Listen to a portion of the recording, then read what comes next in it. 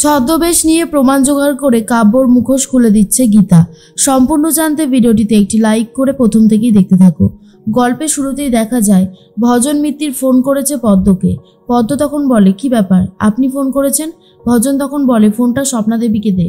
আর এরপরেই পদ্মর কাছ থেকে স্বপ্নাদেবী নিজেই ফোনটা নিয়ে নেয় আর বলে, কি হয়েছে ভজন মিত্তির? ভজন মিত্তির বলে, আপনার সাথে কিছু কথা ছিল। আর তখনই স্বপ্নাদেবী বলে, কথা যখন ছিল অগ্নিজিৎ মুখার্জির, তখন অগ্নিজিৎ মুখার্জি ফোনটা করতে পারতেন, আপনি কেন ফোনটা করতে গেলেন? আপনার মিডলম্যান হওয়ার কোনো দরকার নেই। এই বলেই ফোনটা কেটে দেয়। ভজন তখন বলে, বার বেড়েছে, সবার খুব বার বেড়েছে, আমি খুব ভালো মতন বুঝতে পারছি। এইভাবে গীতাকে আটকানো সম্ভব নয়, আমাদেরকে অন্য একটা প্ল্যান করতে হবে। এদিকে গীতা বাড়িতে এসে কোটটা খুলে রাখলে স্বস্তিক তখন বলে, এখনও সময় আছে লেডি সালমান খান, আপনি সব কিছু ঠিক করে দিতে পারেন, আপনি আর এই কোটটা গায়ে তুলবেন না। আপনি যদি সংসারে মন দেন তাহলে সব কিছু ঠিক হয়ে যাবে, আমাদের সংসারটা বেঁচে যাবে। এর মধ্যেই স্বপ্নাদেবী বলে, স্বস্তিক তো একদম ঠিক কথাই বলেছে গীতা, মনটা দিয়ে সংসারটা কর না, যা হয়েছে সব ভুলে যা না, তাহলেই তো হয়। গীতা তখন বলে, কি ভুলে যাব? কি ভুলে যাওয়ার কথা তোমরা বলছো মা? আমি তো তোমাদের কথা কিছুই বুঝতে পারছি না। স্বপ্নাদেবী বলে, বুঝতে পারছিস না নাকি বুঝতে চাইছিস না, কোনটা বলতো? গীতা বলে, আমার ভালো লাগছে না, তোমরা আর এই সমস্ত ঝামেলাগুলো করো না। আর স্বস্তিকবাবু, আপনি তো সব কিছু জেনে শুনেই আমাকে বিয়ে করেছিলেন, তাহলে এখন এসব কথা বলছেন কেন? স্বস্তিক তখন বলে, বলছি কারণ আমি সংসার করতে চাই, আমি আপনাদের সবাইকে নিয়ে একসাথে হই হই করে বাঁচতে চাই। এটা কি আমার খুব অন্যায় হয়ে যাবে? গীতা বলে, আমি তো বলিনি অন্যায় হয়ে যাবে কিনা, আমি শুধু এটাই বলছি যে আমি আমার ওকালতি ছাড়তে পারবো না, সেটা সম্ভব নয় আমার পক্ষে। স্বস্তিক তখন বলে, একটাবার ভেবে দেখুন না, সব ঠিক হয়ে যাবে, আপনি শুধু একবার এগিয়ে আসুন। আর এর মধ্যেই গিনিরা সবাই মিলে খেতে বসে পড়েছে। তখনই স্বস্তিক গিনিকে ফোন করছে। এরপরেই তখন গীতা বলে, কাকে ফোন করছেন আপনি? স্বস্তিক তখন বলে, আমি গিনি বৌদিকে ফোন করছি, কারণ আমার মনে হয়েছে গিনি বৌদির সাথে কথা বলাটা দরকার। এরপরে গিনির সাথে কথা বলতে থাকে স্বস্তিক আর বলে, গিনি বৌদি, তুমি যেই কথাগুলো বলেছিলে আমাকে, সেগুলো আর একবার গীতাকে বলতে পারবে? গিনি তখন বলে, হ্যাঁ নিশ্চয়ই পারবো, কেন পারবো না, তুমি ওকে ফোনটা দাও। এরপর স্বস্তিক গীতাকে বলে, ফোনে গিনি বৌদি আছে, আপনার সাথে কথা বলতে চাইছে। এর মধ্যেই গীতা তখন বলে, বল দিদি, কি বলবি? গিনি বলে, স্বস্তিক তো তোকে নিশ্চয়ই বলেছে, আমি আবারও বলছি, ওকালতিটা ছেড়ে দে, এই বাড়ির বউ হয়ে চলে আয়, দরকার পড়লে স্বয়ং অগ্নিজিৎ মুখার্জি নিজে তোকে বরণ করে এই মুখার্জি বাড়িতে ঢোকাবে। অগ্নিজিৎ মুখার্জি বলে, গিনি, এসব তুমি কি বলছো?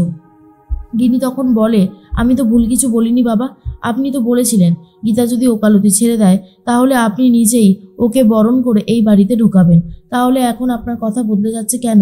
অগ্নিজিৎ মুখার্জি আর কিছু বলতে পারে না। গিনি তখন বলে, তুই একটা সাজানো গোছানো সংসার চাস না?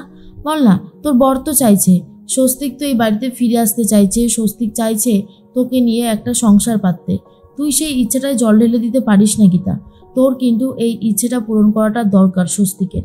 আর তখনই গীতা বলে, তাহলে তুই এক কাজ কর, অগ্নিজিৎ মুখার্জিকে ফোনটা দে। এরপরে গিনি অগ্নিজিৎ মুখার্জিকে ফোনটা দিয়ে দেয়। আর গীতা তখন বলে, আপনার কি ইচ্ছে? অগ্নিজিৎ মুখার্জি বলে, আমার কি ইচ্ছে সেটা তো গিনি তোমাকে ফোন করে বলে দিল, আবার আমাকে জিজ্ঞেস করছো কেন? গীতা বলে, জিজ্ঞেস করছি যখন উত্তরটা দিন, আপনার কাছ থেকে আমি জানতে চাই। অগ্নিজিৎ মুখার্জি বলে, কি জানতে চাও? হ্যাঁ, কি জানতে চাও? তুমি তোমার ওকালতিটা ছেড়ে দাও, তাহলে আমি তোমাকে এই বাড়ির বউ বলে মেনে নেব, প্রয়োজন পড়লে আমি নিজে তোমাকে বরণ করে ঘরে ঢোকাবো, জানি না যদিও এটা শাস্ত্রমতে মান্য হবে কিনা। এরপরে গীতা বলে, ঠিক আছে, আপনি যখন বলছেন আমি আপনার কথা রাখতে একদম রাজি আছি, আমি আর ওকালতি করব না, আমি কোর্টটা খুলে ফেলে দেব, আমি আপনার বাড়িতে গিয়ে সংসার করব। অগ্নিজিৎ মুখার্জি বলে, সত্যি সত্যি তুমি এমনটা করবে? তাহলে তোমাকে আমি গয়নায় মুড়িয়ে দেব, শাড়িতে ভরিয়ে দেব, আর এরপরে তুমি মুখার্জি বাড়ির বউ হয়ে এই বাড়িতে আসবে, আর তখন তোমার নাম অ্যাডভোকেট গীতা গাঙ্গুলি হবে না, হবে গীতা মুখার্জি। তোমাকে এই পরিচয়ে বাঁচতে হবে, পারবে সমস্ত শর্তগুলো মেনে নিয়ে বাকি জীবনটা কাটাতে? গীতা তখন বলে, পারবো, সবটাই পারবো। শুনে তো স্বস্তিকেরও খুব ভালো লাগে।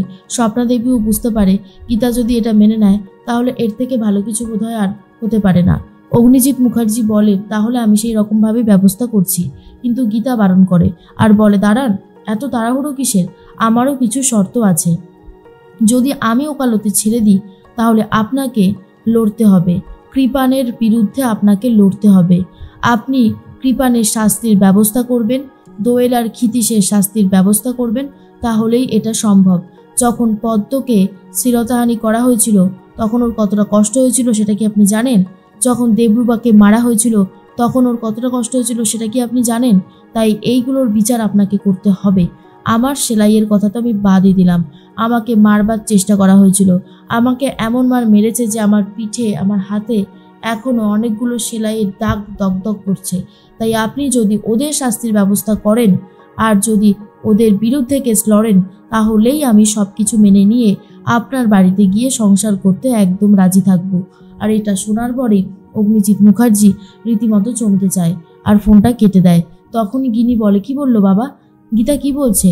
অগ্নিজিৎ মুখার্জি বলে, ও এটাই বলছে কৃপানের বিরুদ্ধে আমাকে কেস লড়তে হবে, কৃপানের শাস্তির ব্যবস্থা করতে হবে, ক্ষিতীশ আর দোয়েলের শাস্তির ব্যবস্থা করতে হবে।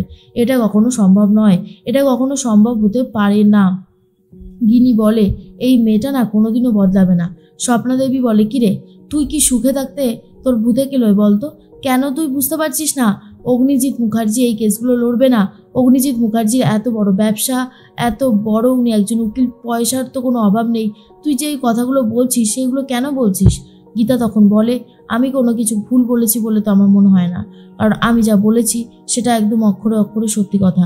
স্বস্তিক তখন বলে, গীতা আমার খুব ইচ্ছা ছিল সব কিছু ঠিক করে নিয়ে আবারও নতুন করে জীবনটা শুরু করার, কিন্তু মনে হয় না সেটা হবে। এর মধ্যেই গীতা ছদ্মবেশ নিয়েছে, ছদ্মবেশ নিয়ে বাসনবালি সেজে চলে যাচ্ছে দোকানে, আর সেখানে গিয়ে দুজন অপরাধীকে ধরবে বলে ঠিক করেছে। আর তার মধ্যেই কাব্য ফোন করেছে আর বলে, আমি এখনও মুখার্জি বাড়িতেই আছি, আমি এখনও স্বস্তিকের দেওয়া সিঁদুর তুলে ফেলিনি। গীতা তখন বলে, স্বস্তিকের দেওয়া সিঁদুর? স্বস্তিক মুখার্জির দেওয়া সিঁদুর আপনি পড়েননি, আপনি তো একটা নকল সিঁদুর পরেছেন যার কোনো মানেই হয় না। কী হিসেবে আপনি এই বিয়েটাকে ধরছেন আমি তো নিজেই বুঝতে পারছি না। শুনুন, আপনি আর আপনার বাড়ির লোক আর অগ্নিজিৎ মুখার্জি মিলে যেই ষড়যন্ত্রটা করেছিলেন, আমি সেই ষড়যন্ত্রের তীব্র প্রতিবাদ জানাচ্ছি। আমি এমন শাস্তির ব্যবস্থা করব আপনাদের যে আপনারা ভাবতেও পারছেন না কি শাস্তি পেতে চলেছেন। এদিকে ফোনটা কেটে দেয় গীতা। তার মধ্যেই ঢালি ফোন করেছে ইন্সপেক্টর আর বলে, গীতা ওই দীপু সাপুই আর বাকি যে তরুণ ছিল সেও এখানে রয়েছে, চা খাচ্ছে দোকানে, ঘিরে নিয়েছি পুরো, এবারে শুরু হয়ে যাক কাজ তাহলে। গীতা তখন বলে, হ্যাঁ এক্ষুনি শুরু হবে। এরপর গীতা গিয়ে ওই দুজন গুন্ডাকে ধরেছে আর তারা পালানোর চেষ্টা করলে গীতা সবার সামনেই আচ্ছা মতন ধোলাই দিতে থাকে আর বলে, বল বল সত্যিটা স্বীকার কর। এরপর দুজন গুন্ডাকে পুলিশ অ্যারেস্টও করে নিয়ে যাচ্ছে।